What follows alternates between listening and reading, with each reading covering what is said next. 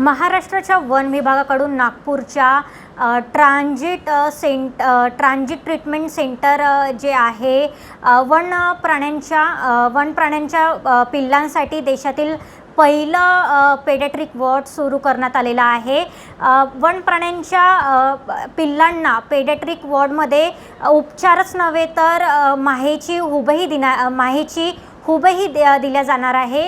या संदर्भात paediatric ward संदर्भात आपल्यासोबत कुंदन हाते सर आहे, त्या संदर्भात आपल्याला माहिती देणार आहे। सर, काय सांगणार या पेडियाट्रिक वॉर्डबद्दल? आपल्याला कशी काय कल्पना सुचली?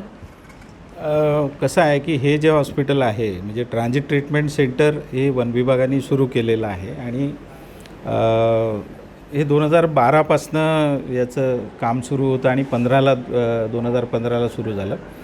तर तेव्हाही असे सगळे पेशंट आमच्याकडे यायचे आणि जे छोटे पिल्लं आहेत वन्यजीवांचे ते पण यायचे, पण असं सेपरेट त्यांना आम्ही जागा किंवा ट्रीटमेंट सेपरेट नाही व्हायची त्यांची। कॉमन जे पेशंट आहे त्या कॉमनसोबत त्यांची ट्रीटमेंट व्हायची, मग त्यांचा डिस्टर्बन्स जास्त राहायचा तिथे।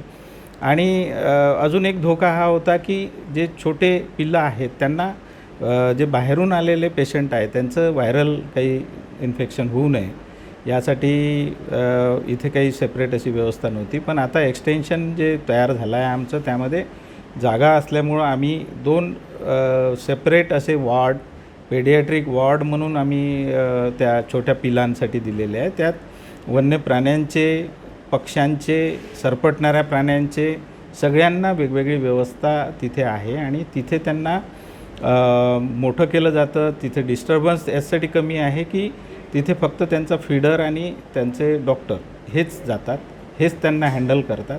त्याच्यामुळं त्यांची ग्रोथ पण फास्ट होत आहे आणि भयमुक्त असं वातावरण त्यांना मिळत आहे। त्याच्यामुळं त्यांना रिकव्हरीनंतर जंगलात सोडणं आम्हाला शक्य होऊन राहिलेलं आहे। तर हे वॉर्ड सुरू करण्यामागचा हा उद्देश महत्त्वाचा आहे की त्यांना वेगळं अशी ट्रीटमेंट, वेगळी अशी जागा, वेगळी अशी व्यवस्था आणि त्यासोबतच नवजात जे पिलं आमच्याकडे येतात त्यांच्यासाठी इन्क्युबेटरची फॅसिलिटीजसुद्धा आहे। काही रोड ॲक्सिडेंटमध्ये पिलं पॅरालाइज होतात, त्यांच्यासाठी फिजिओथेरपीची पण व्यवस्था आहे जी रोज चालते। तर अशा सगळ्या याच्यात हे पहिलं पाऊल उचललेलं आहे की ज्यांनी म्हणजे देशात पिलांवर ट्रीटमेंट सगळीकडेच व्हायची, पण असा सेपरेट वॉर्ड देणे आणि त्यांच्यासाठी ती व्यवस्था करणे हे पहिल्यांदाच करतो आहे। सर, इथे काय काय सुविधा आहे आणि कोणते प्राणी आहे या ठिकाणी? इथे या हॉस्पिटलमध्ये म्हणजे तसं तर खूप ॲडव्हान्स असं हॉस्पिटल आहे। आमच्याकडे सोनोग्राफीपासनं, एक्सरेपासनं, त्याच्यानंतर ब्लड टेस्टिंगसाठी आम्हाला बाहेर जायचं लागायचं, ते आता सगळं इन हाऊस होत आहे।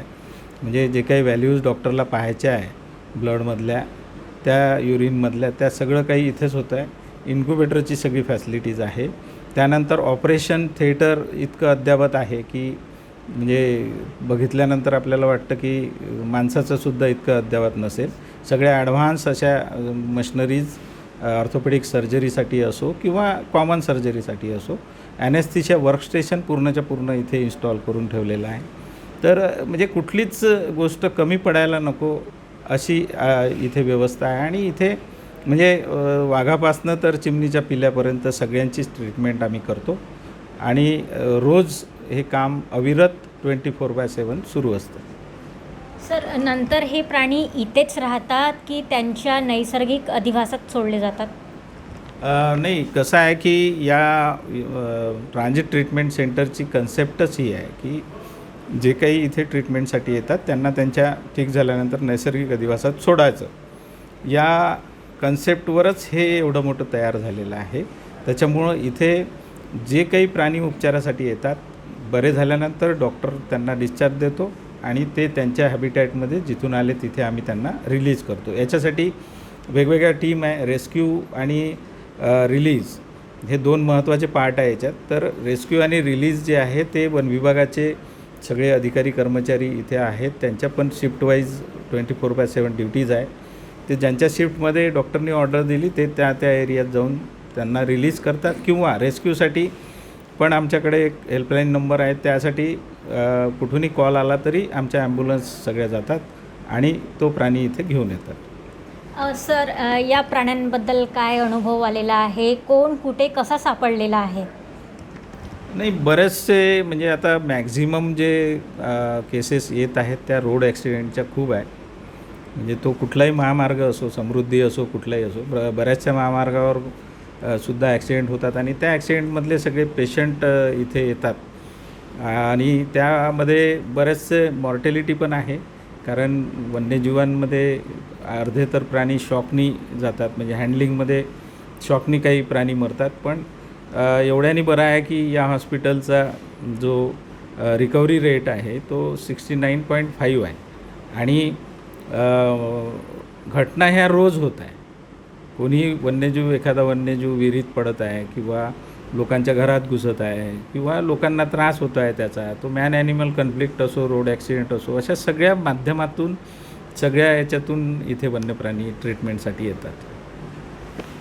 वन्य प्राण्यांच्या पिल्लांचे कसे उपचार केले जाते, ही संपूर्ण माहिती कुंदन हाते सरांनी आपल्याला सांगितलेली आहे. कॅमेरा पर्सन पंकजसोबत रिपोर्टर स्नेहा भोगे, देशोन्नती, नागपूर.